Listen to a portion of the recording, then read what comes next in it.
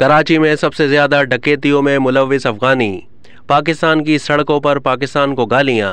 Public accounts committee ने हिदायत की कि गैर कानूनी अफगान शहरियों को कैंपों तक महदूद रखा जाए। पाकिस्तान मुर्दाबाद कहने वालों के लिए यहाँ कोई जगह नहीं। यहाँ जो दहशतगर्द पकड़ा जाता है अफगानी होता है। कराची में सबसे ज़्यादा डकैतियों में मुलव्विस अफगानी हैं। पेशावर और इस्लामाबाद में भी यही हाल है। गैर रजिस्टर्ड अफगानियों को वापस भेजा जाए। कमेटी ने दुबई से डिपोर्ट 380 अफगानियों की फहरिस्त 5 साल के दौरान नादरा से बदउनवानी पर निकाले गए तमाम मुलाजमीन की तफसीलात तलब कर लीं।